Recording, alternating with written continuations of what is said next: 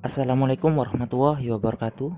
Kami dari kelompok 2 akan mempresentasikan tentang Basic Indicator Approach atau BIA, Standardized Approach atau SA, dan Advanced Measurement Approach atau AMA.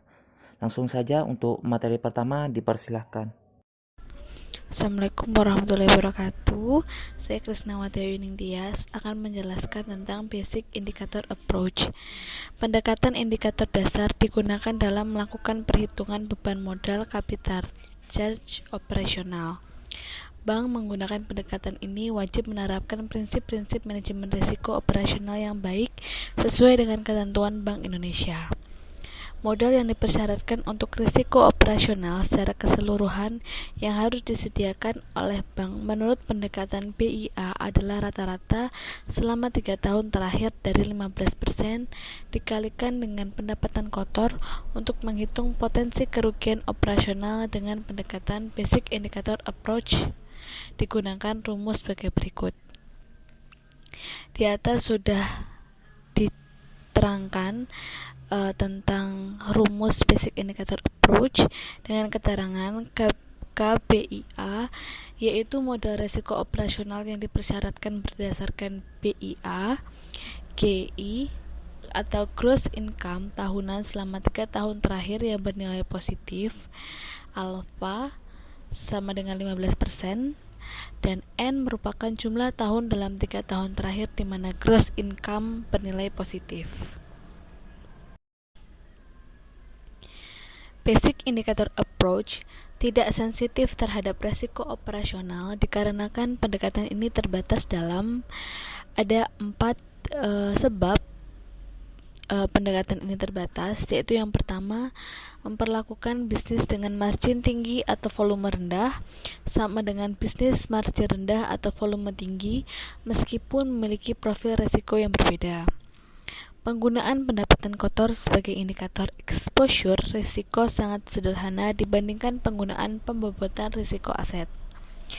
Yang ketiga, asumsi bahwa tingkat risiko operasional suatu bank berlangsung proporsional terhadap nilai pendapatan kotor.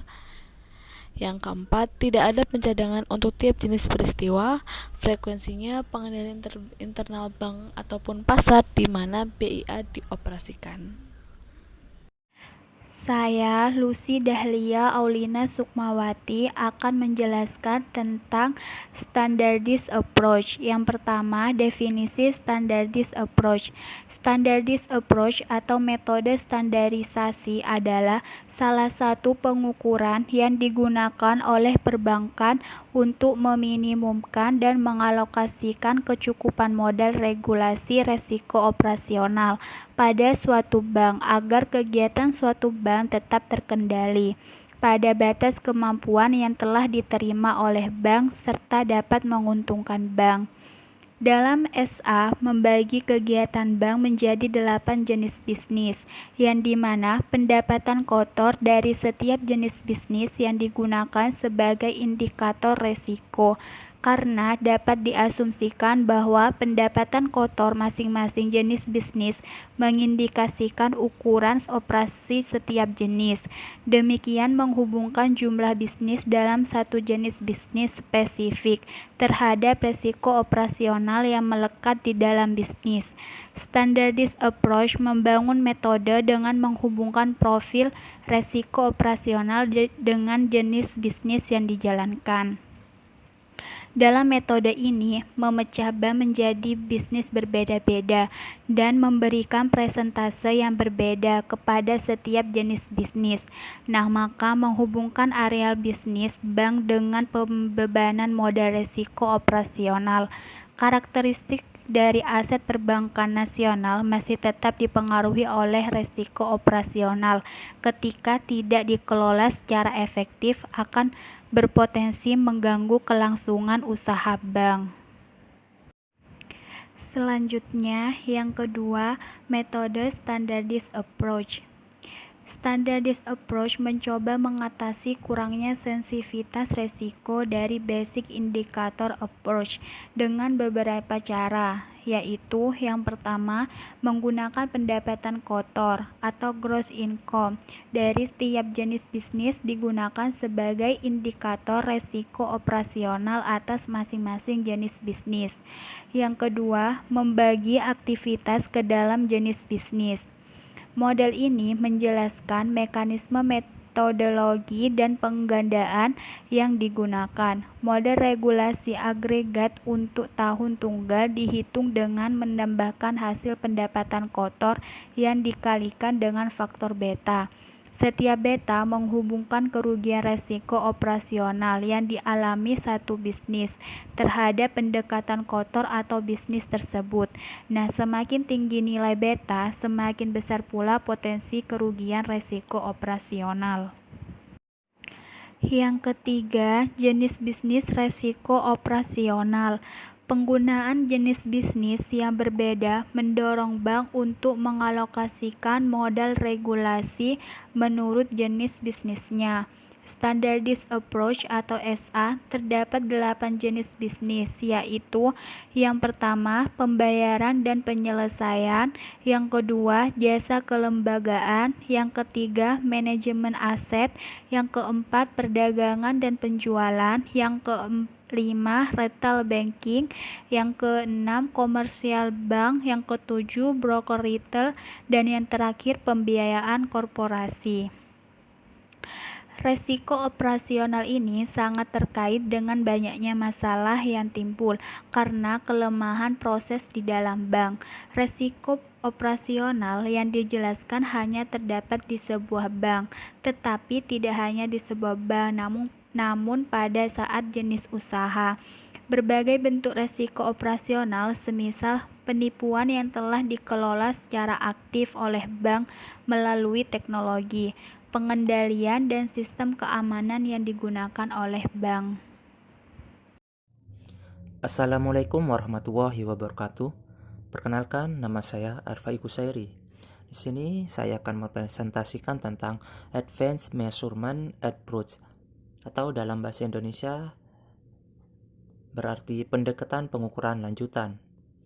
Advanced Measurement Approach atau bisa disingkat sebagai AMA adalah suatu himpunan teknik pengukuran risiko operasional yang diajukan oleh Perhitungan Kecukupan Modal Basel II sebagai lembaga perbankan.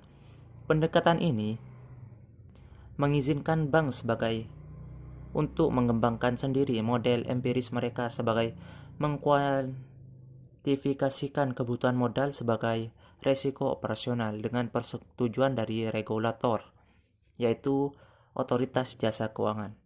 Metode Advanced Measurement Approach merupakan metode perhitungan kebutuhan modal untuk risiko operasional dengan menggunakan model yang dikembangkan secara internal oleh pihak bank.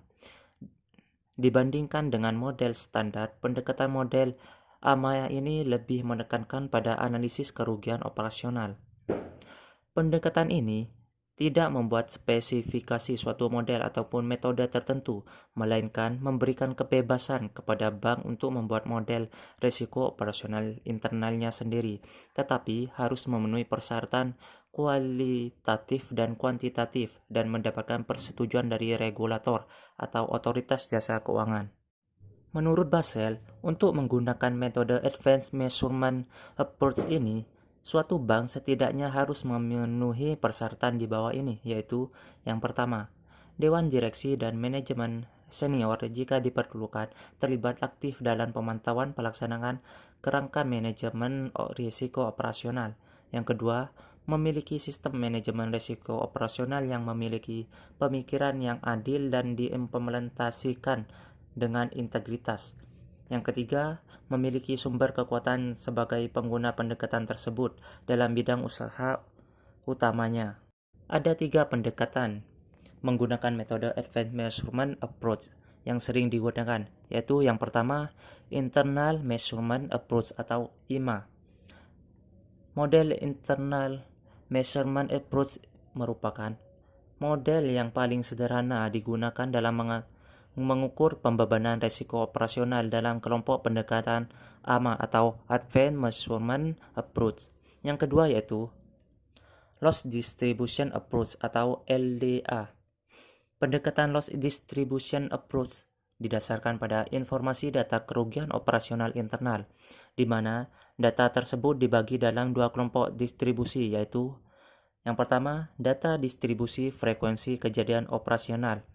Data distribusi frekuensi kejadian operasional adalah distribusi yang bersifat diskrit dan proses stokastik. Umumnya, data mengikuti distribusi Poisson, mix Poisson atau proses Cox. Yang kedua yaitu data distribusi severitas kerugian operasional. Data distribusi severitas kerugian operasional adalah distribusi yang bersifat kontinu. Umumnya, data mengikuti distribusi eksponensial, Weibull, dan Pareto.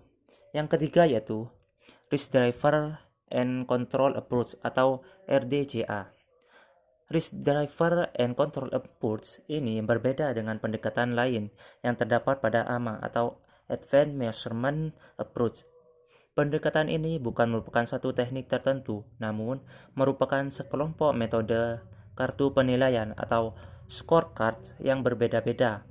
Pada risiko operasional, scorecards merupakan suatu mekanisme untuk memperlihatkan risiko dan kontrol dalam sebuah proses atau kegiatan usaha melalui penilaian dengan cara pembobotan. Pada umumnya, bank akan mendistribusikan angket atau kuesioner kepada setiap divisi yang diminta untuk menilai bagaimana asesmen terhadap risiko dan kontrol dilakukan. Dari hasil angket atau kuesioner tersebut, selanjutnya dibuat scorecard dengan menggunakan nilai atau skor untuk masing-masing jawaban angket atau kuesioner. Sekian presentasi dari kami. Kurang lebihnya kami mohon maaf. Terima kasih. Wassalamualaikum warahmatullahi wabarakatuh.